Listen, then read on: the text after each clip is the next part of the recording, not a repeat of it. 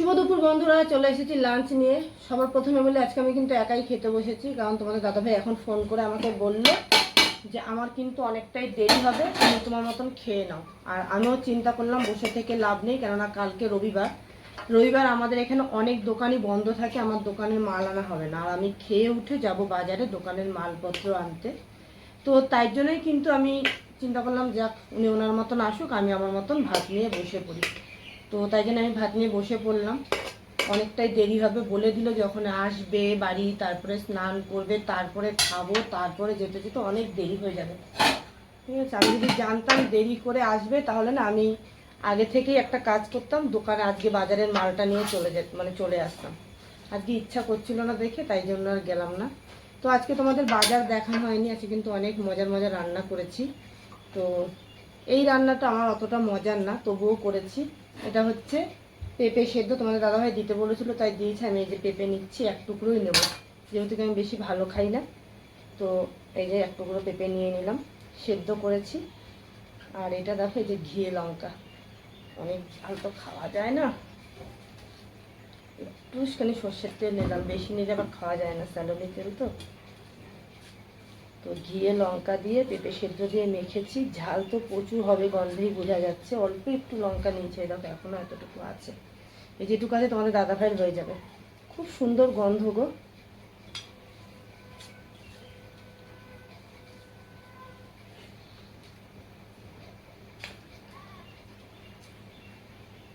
মা গো, সেই ঝাল। আজকে অনেক কাজ আছে জানো, বিছানার চাদর টাদর কেটেছে, ওগুলো পাততে হবে। ভালো লাগে না বিছানার চাদর পাততে আমার।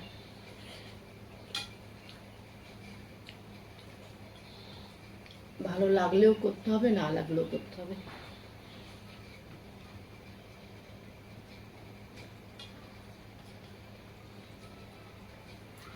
খুব কষ্টের সহিত ভাত কটা খেলাম, অতটা ভালো খাই না বেশি তো।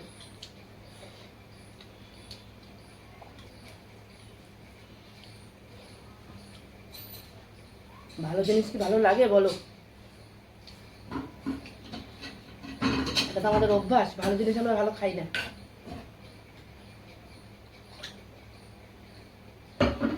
আমার পেছনে একটা গাছেও কিন্তু পেঁপে হচ্ছে। আচ্ছা, আর কি করেছি চলো।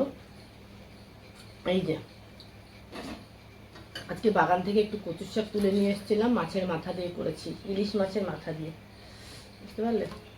তোমাদের দাদাভাই দেখি আজকে বললো একটু ইলিশ মাছের মাথা দিয়ে কচুর শাক রান্না করো না। তো আমি চিন্তা করলাম চলো, এটা তো খেতে আমার ভালোই লাগে, আর আমাদের জমির কচুর শাকগুলো তো খুবই টেস্টি, তো তাই জন্য করে নিলাম।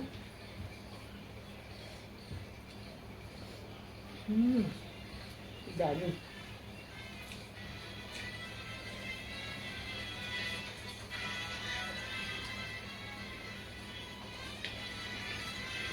কচুর শাকের উপরে ইলিশ মাছ দিলে এমনিই দারুণ লাগে, তাই না?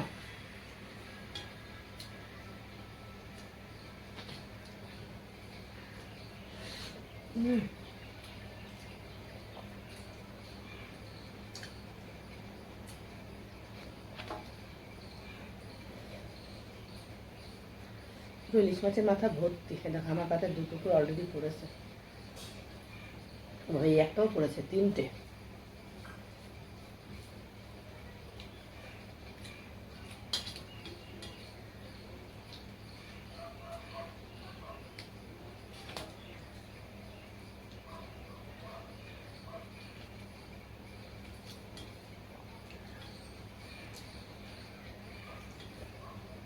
বাগানের কচু শাক থাকতো না, শুধু ঘেরা রয়েছে দেখে কেউ ঢুকতে পারে না তাই, নাহলে হওয়ার আগে লোকে নিয়ে যেত, জানো তো।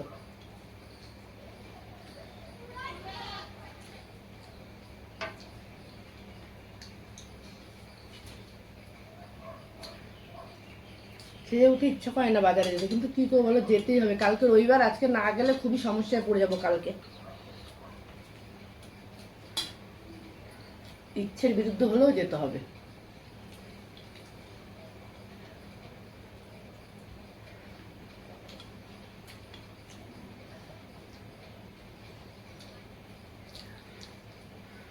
রোববারে সব দোকানগুলো একবেলা করে খোলা থাকে।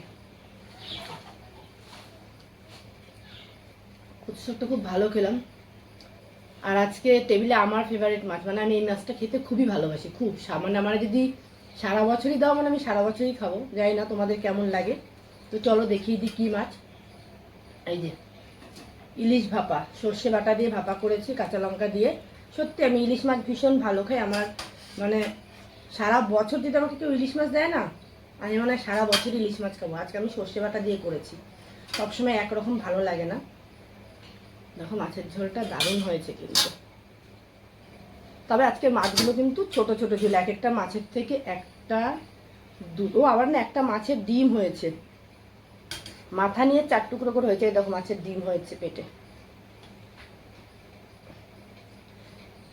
এইটুকু মাছে আবার ডিম, দেখেছো? অল্প বয়সে পেকে গেছে মাছটা। একদম ছোট ছোট ছিল, মানে এক একটা মাছের থেকে 1 2 3 4 টুকরো করে হয়েছে মাথা নিয়ে, তাহলে বুঝতে হবে কতটুকু মাছ ছিল, ছোট একদম। ইলিশ মাছ আমাকে যেভাবে রান্না করতে আমি সেইভাবেই ভক্ত ইলিশ মাছে। আজকে খুব বেশি রান্না বান্না করিনি, ইলিশ মাছ আর কচুর শাকের তাহলে স্বাদ নিতে পারবো না অনেক রকম রান্না বান্না করে, যার জন্য আমি অল্প করেছি।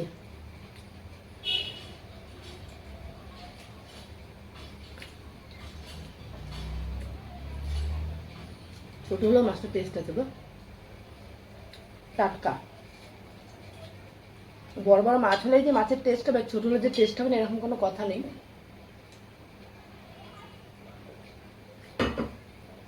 ছোট হলেও টেস্টি।